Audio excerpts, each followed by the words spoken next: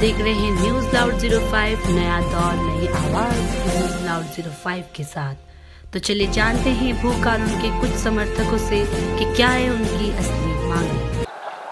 हमारे साथ है मोहित डिमरी जी, जो संयोजक है मूल निवास और भू कानून के जो समर्थन में है, उनके जो आंदोलनकारी है उनके समर्थन में। सर, आपकी जो दो मांगे हैं वो क्या है? भू कानून और मूल निवास, राइट? देखिए, हम लंबे समय से संघर्ष कर रहे हैं मूल निवास को लेकर और भू कानून को लेकर। हमें चाहते हैं कि हमारे राज्य में एक मजबूत भू कानून हो, जैसा नॉर्थ ईस्ट में है, हिमाचल में है। और हमारी और एक और मांग है मूल निवास 1950 की।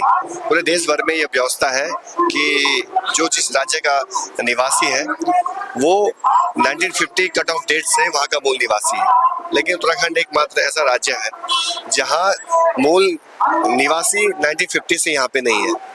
इसी कट ऑफ डेट 1985 है और इसके बाद भी यहाँ पे लगातार कई ऐसे लोग हैं जो फर्जी स्थायी निवास प्रमाण पत्र भी बना रहे हैं और उनकी यहाँ पे नौकरियां लग रही हैं। तो जो मूवमेंट चल रहा हमारा, इसके पीछे मकसद है कि जो हमारे रिसोर्सेस हैं, हमारी नौकरियां हैं, हमारे जल जंगल जमीन के सवाल है, हमारे अपनी सांस्कृतिक पहचान है, उसको बचाया जाए। यहाँ रिसोर्सेस जो है यहाँ के लोगों को उसमें पहले वरीयता मिले, इस तरह का हमारे यहाँ अभियान है और लगातार हम इसमें लोगों को कनेक्ट कर रहे हैं। अभी हाल ही हमारी कोटद्वार में एक महारैली भी थी, इससे पहले हम हल्द्वानी में रैली कर चुके हैं, टिहरी में, और देहरादून में एक विशाल महारैली भी थी, और अब हम श्रीनगर में रैली करने जा रहे हैं जल्दी।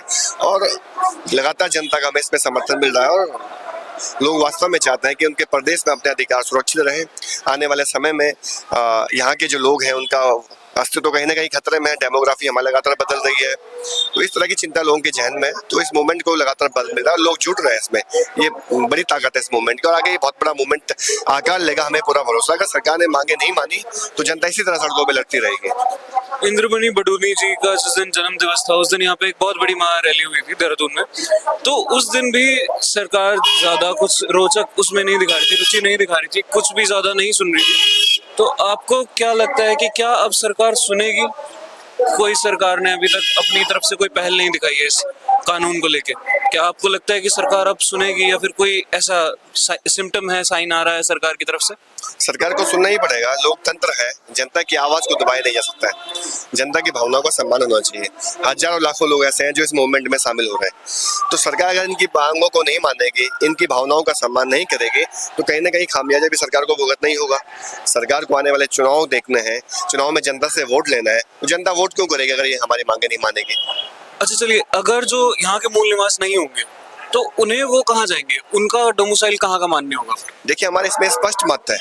हम ये कह रहे हैं कि जो उत्तराखंड में यहाँ पर मूल निवासी हैं और जो बाहर से लोग यहाँ पे आए हैं, उसमें अंतर है। जो बाहर से लोग यहाँ पे कुछ साल पहले आए हैं वो अपने राज्य में मूल निवासी हैं और उन्होंने यहाँ पे स्थायी निवास प्रमाण पत्र भी बनाया है, तो वो दो जगह अपना लाभ ले रहे हैं।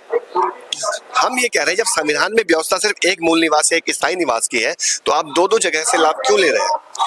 या तो आप अपना नाम अपने मूल राज्य से कटवा दीजिए या फिर आप अपना नाम यहाँ से कटवा दीजिए। आपको एक तो काम करना ही होगा। वो लोग अगर वहां से कटवा देंगे और यही का अगर वो कहने लगे कि हमें यही का ही मूल निवासी चाहिए, तो क्या वो चेंजेस नहीं आएंगे सरकार के द्वारा? देखिए, इसमें जो लोग, हमने ये कहा है, उत्तराखंड के लोग लाखों की संख्या में बाहर आए, लेकिन वो वहाँ के स्थायी निवासी नहीं है। वो यहाँ के स्थायी निवासी है, मूल निवासी अपने राज्य के हैं।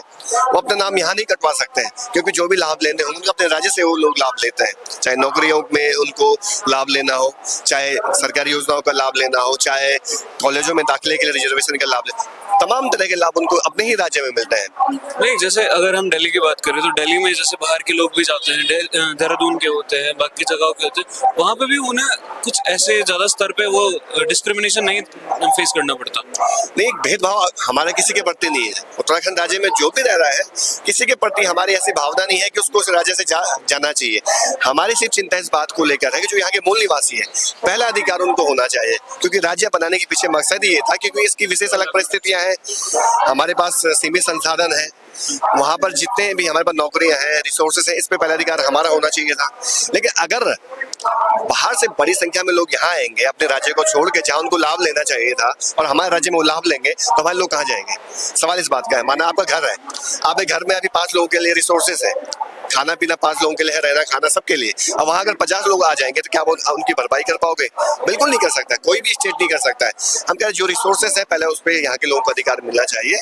और बाहर के लोगों को हम बिल्कुल भगा नहीं रहे यहाँ से। नौकरी के लिए आ सकते हैं, रोजगार कर सकते हैं, घर बना सकते हैं, पूरे देश में आजादी है हर किसी को, लेकिन एक दायरा होना चाहिए, एक क्राइटेरिया तो होना चाहिए। कितने लोग आएंगे, कि रिसोर्सेस सब उन्हीं को मिलेगा, यहाँ के लोगों को भी लाभ मिलेगा, इसकी चिंता तो करना यहाँ के मूल निवासी का अधिकार है। तो हमारी चिंता इसी बात को लेकर कि पहला अधिकार यहाँ के स्थानीय निवासियों को मिले, चाहे नौकरियां हो, चाहे रिसोर्सेस हो, चाहे अलग तरह के जितने भी हमारे पास संसाधन है, उस पर हम ये चाहते हैं। और आने वाले समय में हमें इस बात का खतरा है कि हमारी सांस्कृतिक पहचान भी खतरे में है।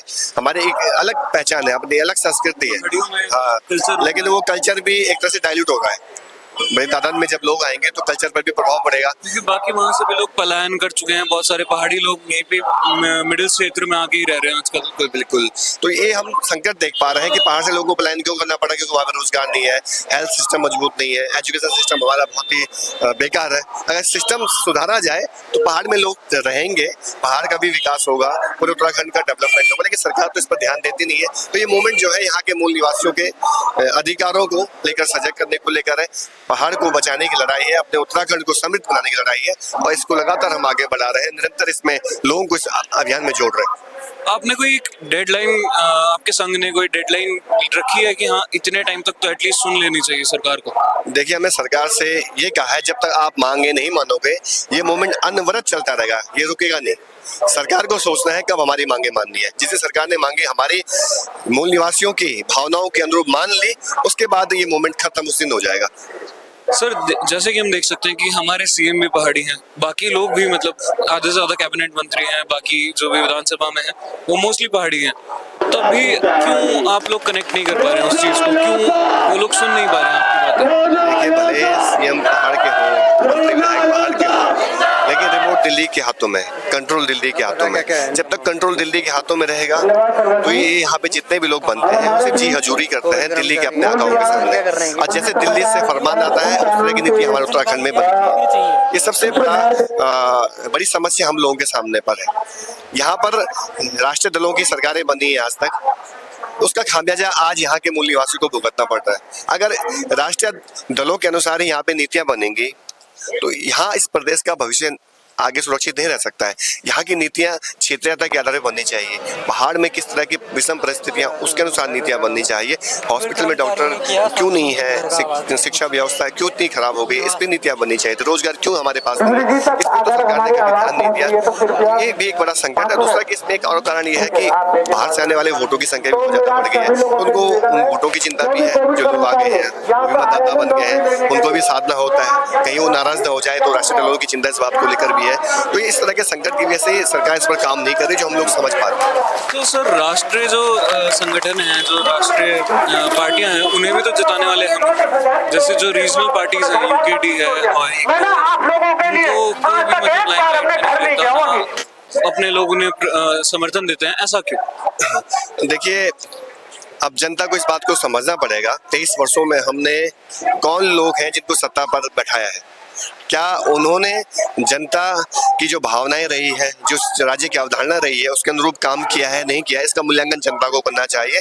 और जब तक इस राज्य में क्षेत्रीयता की भावना लोगों के अंदर नहीं होगी, अपनी सांस्कृतिक पहचान को बचाने की, अपने जमीनों को बचाने की, अपने संसाधनों को बचाने की भावना नहीं होगी, तो राष्ट्रीय दल इसी तरह से हावी होते रहेंगे और अपनी तरह की दिल्ली की जो नीतियाँ उनकी चल रही है, वो नीतियाँ इस राज्य में लागू होंगी। तो इसका नुकसान यहाँ के लोगों को पड़ेगा। तो जनता को समझना चाहिए कि कौन उनके लिए बेहतर कर सकता है।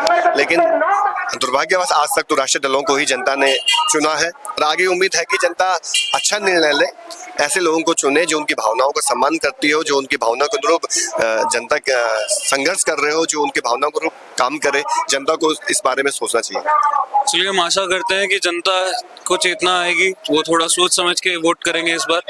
चलिए, धन्यवाद आपको, बहुत बहुत धन्यवाद। मिलते हैं, थैंक यू सो मच।